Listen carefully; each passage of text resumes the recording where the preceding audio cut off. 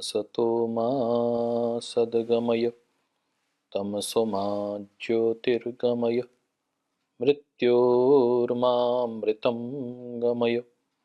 ओम शांति शांति शांति। तीन तत्वों के विषय में हम लगातार चर्चा कर रहे हैं कि क्रिया योग में तीन तत्व हैं और तप, स्वाध्याय, ईश्वर प्रणिधान की बात की गई है। इसमें थोड़ा सा हम विश्लेषण करेंगे तो तप मायने कर्म योग, स्वाध्याय मायने ज्ञान योग और ईश्वर प्रणिधान मायने भक्ति योग। तो ये तीन प्रकार के योग को, इसका जो संगम है उसको समाहित करके इंटीग्रेट करने की जब बात आती है, उससे परमात्मा की प्राप्ति होती है, ऐसा हम मोटे तौर पे समझ सकते हैं। हमने कहा कि तीनों का संगम हो जाए, किसका? ज्ञान योग का, कर्म योग का, भक्ति योग का, और वह संगम ईश्वर की प्राप्ति में सहायक हो सकता है। और उन्होंने स्पष्ट कहा है, समाधि भावनार्थ, क्लेश तनु करनार्थार्थ, और क्लेशों को तनु करने के लिए क्रिया योग के विषय में हमने कहा कि महर्षि पतंजलि ने स्पष्ट कहा कि दो मुख्य कारणों की वजह से आप क्रिया योग का पालन करें। और क्रिया योग के विषय में मैंने जैसे अभी कहा, तो it is integration of the 3H। मायने कर्म योग, तप की बात करें तो हैंड की बात आएगी, 1H। सेकंड, जब हम ज्ञान योग की बात करें तो यह बुद्धि की, दिमाग की बात आएगी, H की बात आएगी, तो ये हेड है, तो यह बात आएगी, इसमें H दूसरा आ जाएगा, एक हैंड, दूसरा यह हेड, और तीसरा जो है ईश्वर प्रणिधान, जिसे हम भक्ति योग कह रहे हैं, वह हार्ट है। तो 3H हो गए, हेड, हैंड एंड हार्ट। हम बात करें तो यदि H तप की बात कर रहे हैं, दूसरा हेड ज्ञान योग की बात कर रहे हैं, स्वाध्याय की बात कर रहे हैं, हार्ट मायने हम भावना की बात कर रहे हैं, संवेदनाओं की बात कर रहे हैं, और फीलिंग्स की बात कर रहे हैं, और ईश समर्पण की बात कर रहे हैं। Integration of all these 3H is called yoga, और it leads to art of life. यही योग का जीवनचर्या है, योग की जीवन की प्रक्रिया है। इसको आज हमने जानने का अवसर, मैंने पहले भी पिछले एपिसोड में आपको परमहंस प्रज्ञानंद स्वामी जी की इस पुस्तिका के विषय में आपको चर्चा की थी। आज मैं इसको पुनः आपके साथ साझा कर रहा हूं। मुझे एक पहरा आपके साथ साझा करना है, बहुत ही अच्छा मुझे लगा कि आपके साथ मुझे उसको साझा करना ही चाहिए।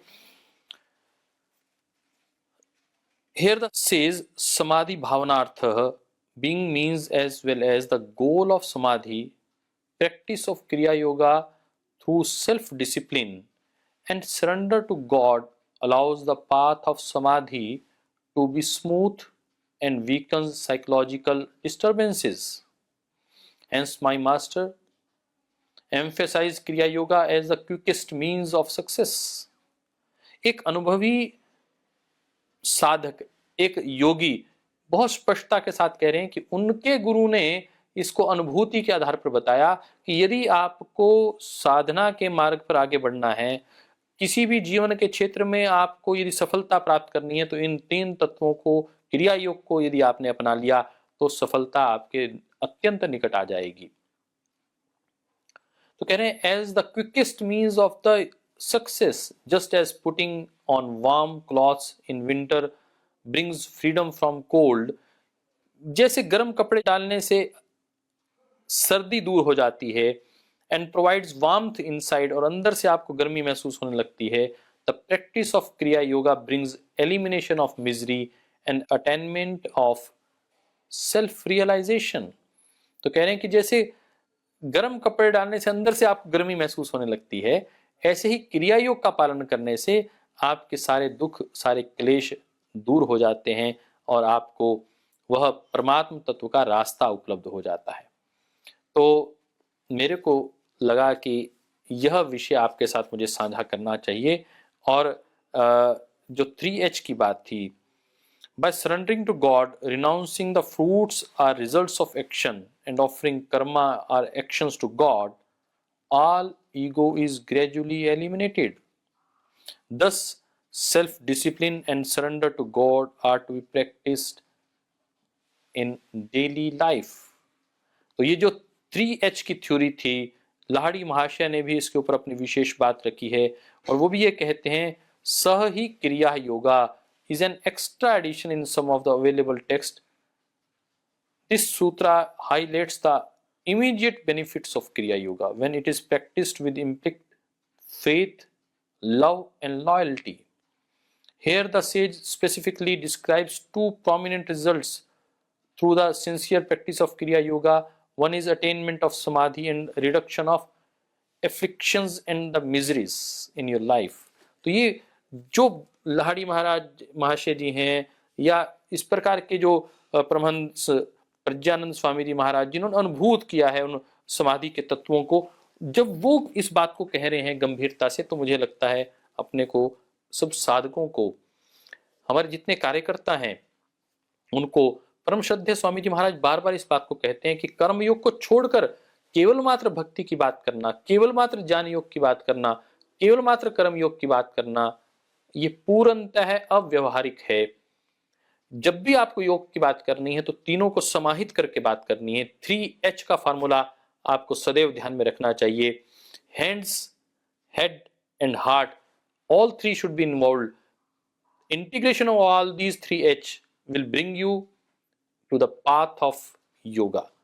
यही एक सकारात्मक सोच, यही एक तात्विक सोच है, दार्शनिक सोच है, जिसका हमें दर्शन करना है, जिसको हमें अनुसरण करना है। सभी कार्यकर्ता, सब योग साधकों के साथ इस चर्चा करते हुए हम आगे बढ़ रहे हैं, और जो तीसरा तत्व है क्रिया योग का, आज हम उसकी चर्चा करेंगे। वह परमात्मा जो शुद्ध बुद्ध मुक्त स्वभाव है, नित्य है, सत्य है, सच्चिदानंद है, आनंद स्वरूप है, उस परमात्मा को लेकर बहुत सी भ्रांतियां हैं। मैं पिछले एपिसोड में भी आपसे चर्चा कर रहा था कि संपूर्ण विश्व की सारी जितनी समस्याएं हैं, उसमें यदि आप देखेंगे कि एक राष्ट्र दूसरे राष्ट्र के ऊपर डोमिनेट करना चाहता है, कब्जा करना चाहता है, उसके प्राकृतिक संसाधनों को लूटने की योजना करता है, उसको अलग अलग प्रकार से गुलाम बनाना चाहता है। लक्ष्य क्या है? लक्ष्य है बड़े स्तर पर वो अपनी धार्मिक भावनाओं से गुलाम बनाना चाहता है अपने एक पूरे समुदाय को, भावनात्मक रूप से उनको एक धर्म के प्रति जोड़ना चाहता है। चाहे वो क्रिश्चियनिटी हो, चाहे वो मुसलमान हो, चाहे वो हिंदू धर्म की बात हो। यहाँ धर्म की बात आती है तो आपको अचरज आएगा, परंतु जब हम मजहब की बात करेंगे तो आप इसको पकड़ लेंगे, क्योंकि धर्म तो एक ही है। सभी मजहब एक ही बात सिखाएंगे कि सत्य का ग्रहण करना चाहिए या सत्य को छोड़ना चाहिए। सभी ये कहेंगे कि मानव में वह परमात्मा का अंश है, उसका हमें सम्मान करना चाहिए, उसकी जीवन का हमें सम्मान करना चाहिए। सभी ये कहेंगे कि झूठ नहीं बोलना चाहिए, चोरी नहीं करनी चाहिए। ये धर्म है। जिसको सार्वभौमिक जो नियम है उनको हम धर्म कह सकते हैं। बाकी उन धर्मों को अलग अलग दृष्टिकोण से मानने वाले लोग, वह हम उसको संप्रदाय के रूप में मान सकते हैं। फिर भी चाहे जैसे जैसे लोगों की मान्यता हो, मैं उस पर अभी कोई टिप्पणी नहीं करना चाहता हूं, परंतु मेरा इसी वक्त जो मूल लक्ष्य है वो आप अपने कार्यकर्ताओं को इस दृष्टिकोण से प्रेरित करने का है कि ईश्वर को लेकर जो भ्रांतियां हैं, उसने पूरे विश्व में अनेक प्रकार की समस्याओं को, अनेक प्रकार के जो वार हैं, युद्ध हैं, उनको तय किया हुआ है। कहीं वियतनाम और फिलिस्तीन का युद्ध हो रहा है, कहीं इजराइल और फिलिस्तीन का युद्ध चल रहा है, कहीं इराक और ईरान अमेरिका के साथ द्वंद्व में है, कभी इधर भारत और पाकिस्तान का युद्ध चल रहा है। आखिर मूल में क्या है? केवल मात्र ईश्वर के प्रति ठीक से समझ ना होना। और योगेश्वर भगवान कृष्ण की बात करें, महर्षि पतंजलि की बात करें, ये निर्विवाद रूप से वो व्यक्तित्व हैं जो इन मजहबों से ऊपर उठकर एक ऐसे सार्वभौमिक नियमों की, एक सार्वभौमिक धर्म की बात कर रहे हैं जो सबको स्वीकार्य है। क्या कह रहे हैं? कह रहे हैं कि क्लेश कर्म विपाकाशयी रप्रहा मृष्टः पुरुष विशेषः ईश्वरः। ईश्वर कौन है? ईश्वर वह शक्ति है जो क्लेशों से भी, हर प्रकार के दुखों से, मिजरी से, पेन से, सौरों से, इनसे मुक्त है। जिसको कोई कष्ट हो रहा है, जिसको दुख हो रहा है, क्लेश हो रहा है, जिसके साथ कोई कर्माशय जुड़ा हुआ है, जो पैदा हो रहा है और मर रहा है, वो ईश्वर नहीं हो सकता। ये बात अपने जिस दिन ध्यान में आ गई, जिस दिन हम महर्षि पतंजलि के इस मूल तत्व को, इस मूल चिंतन को समझ गए, मुझे लगता है पूरे विश्व की समस्याएं समाधान की ओर आ जाएंगी और सारा का सारा विश्व, जो धनाढ्य समाज है, वो अपने गरीब समाज को संबल प्रदान करने के लिए खड़ा हो जाएगा, ये समझकर कि वह भी ईश्वर पुत्र हैं। एक नूर ते सब जग उपजा, कौन भले कौन मंदे, ये जो भाव पैदा हो जाएगा कि सब में उस परमात्मा के दर्शन होने शुरू हो जाएंगे। ब्रह्मवंशी सब लोग ये मानने लग जाएंगे, हमारा जो पूरा आसपास का जीवन चरित्र है, सब व्यक्तियों में ब्रह्म ही ब्रह्म है, ब्रह्म तत्व दिखाई देने लग जाएगा।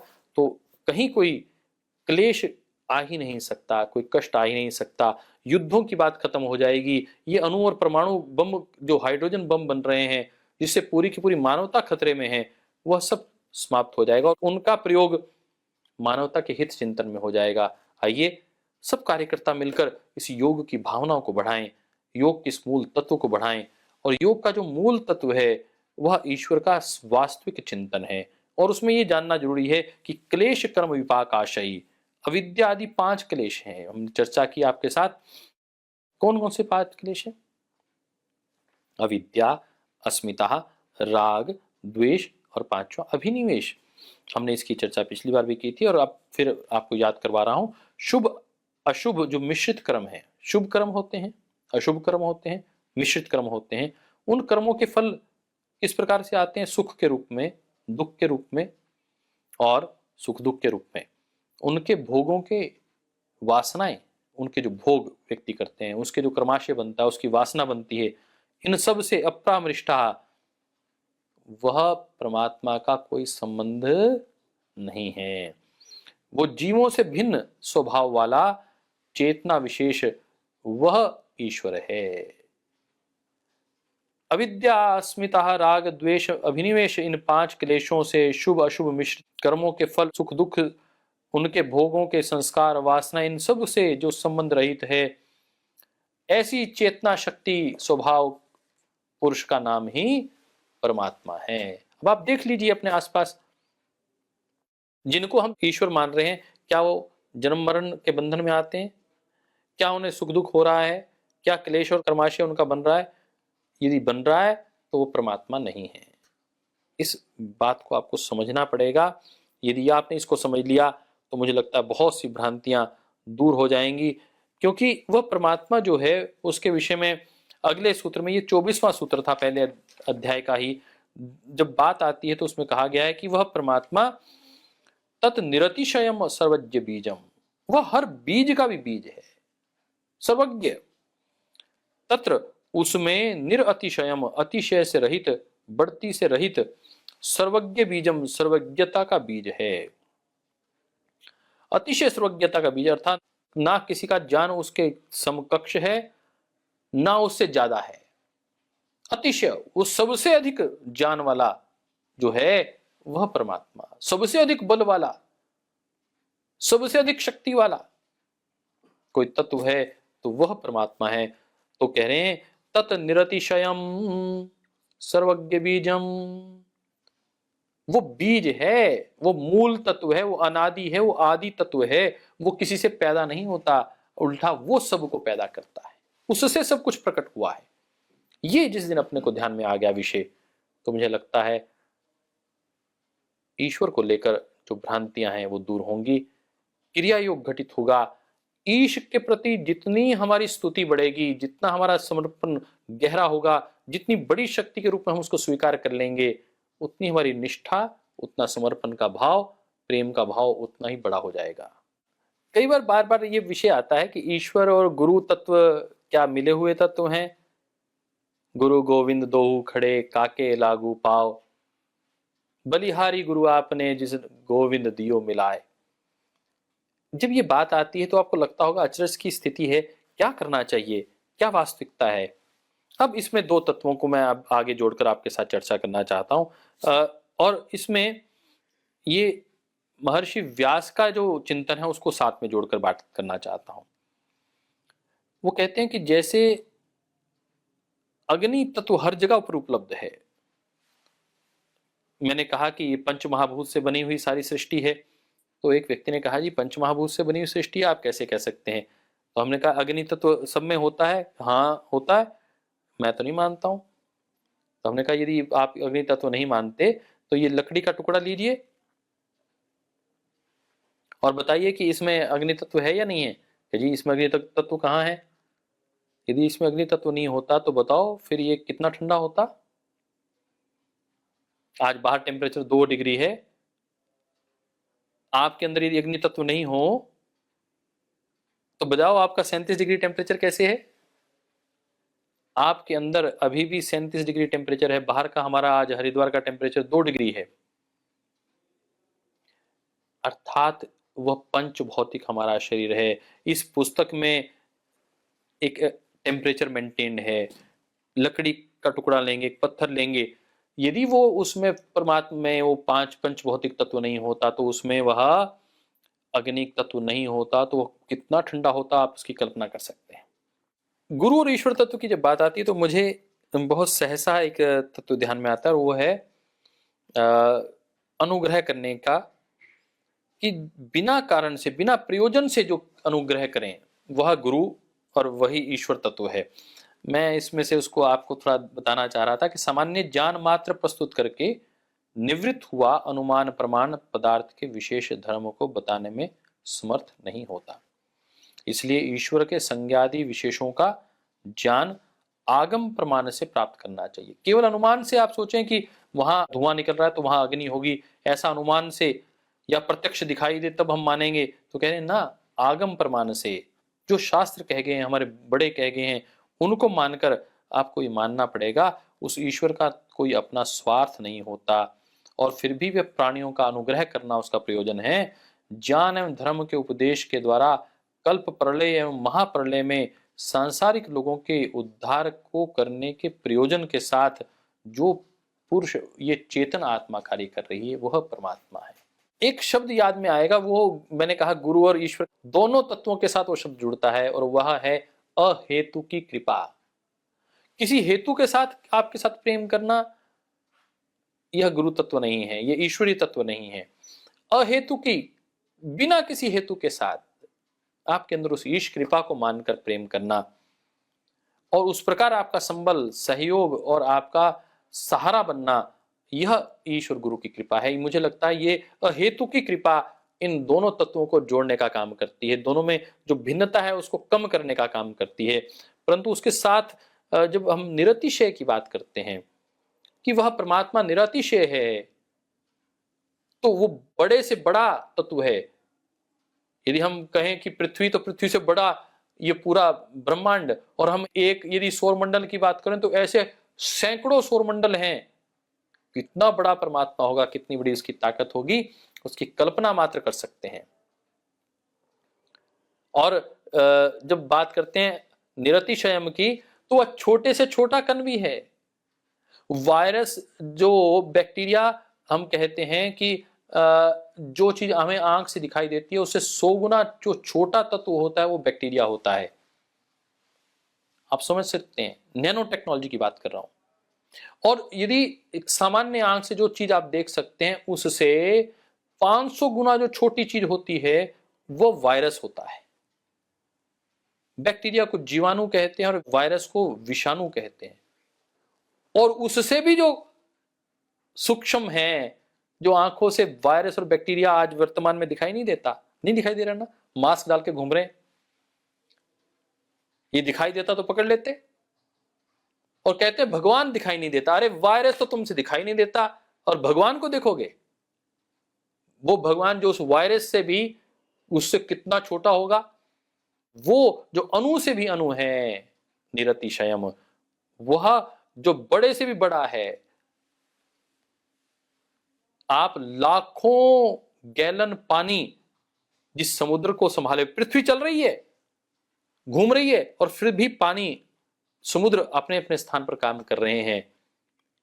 ईश्वर का कितनी बड़ी व्यवस्था है, कितना बड़ा उसका उपकार है, कितनी बड़ी उसकी कारीगरी है, कितनी बड़ी ताकत है वो, केवल मात्र उसको समझने की आवश्यकता है, उस पर विश्वास करने की आवश्यकता है। मैंने कहा कि वह अहेतु की कृपा करते हैं, उनकी कृपा सदैव हम पर बरसती रहती है, केवल मात्र उसको अनुभव करने की आवश्यकता है।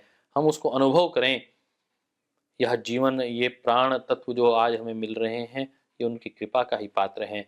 हमारा जीवन इसी प्रकार सुखद रहे, स्वस्थ रहे, दीर्घायुष्य को प्राप्त हो, शांति को प्राप्त हो, परंतु वो समर्पण से प्राप्त होगा। कर्तव्य निष्ठा और समर्पण के इस भाव के साथ हम आगे बढ़ते हैं और हम बात करते हैं कि वह कौन है प्रभु।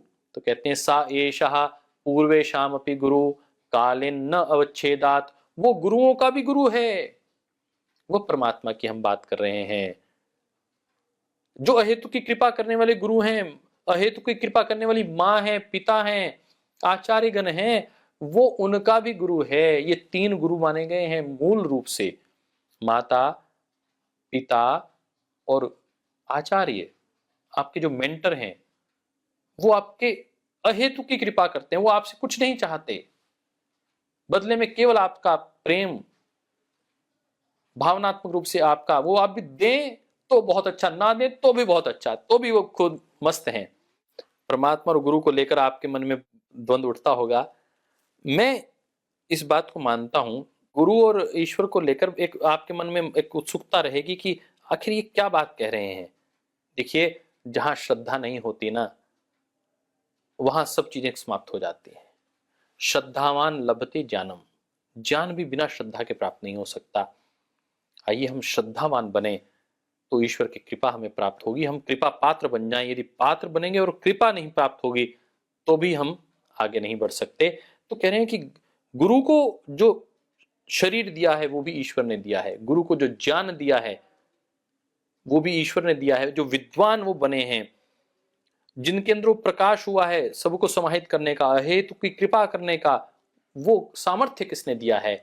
वो भी ईश्वर ने ही दिया है।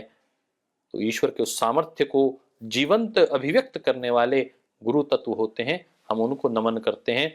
और इसलिए मैं इस बात को कह रहा हूं कि सा एषः पूर्वेशाम अपि गुरु काले न छेदात, परंतु काल भाव से ना समाप्त होने वाला गुरुओं का भी जो गुरु है वह परमात्मा है। उसकी कृपा हमारे गुरु तत्व पर भी रहती है और हम पर भी बनी रहे, ऐसी ईश्वर से हम प्रार्थना करते हुए हम आगे बढ़ना चाहते हैं। तो कहते हैं जो ईश्वर है, तत्व है, उसको स्मरण कैसे करें, उसको अपने जीवन में कैसे स्थापित करें। तो कह रहे हैं तस्य वाचकः प्रणवः, उसका नाम जाप करने शुरू कर दीजिए, आप वाचिक तप शुरू कर दीजिए। उसको कैसे जानेंगे? तो कह रहे हैं तस्य वाचकः प्रणवः, वह उसकी पहचान ओंकार है, वह प्रणव के नाम से जाना जाता है। उसका जो बोधक तत्व है वह ओम है।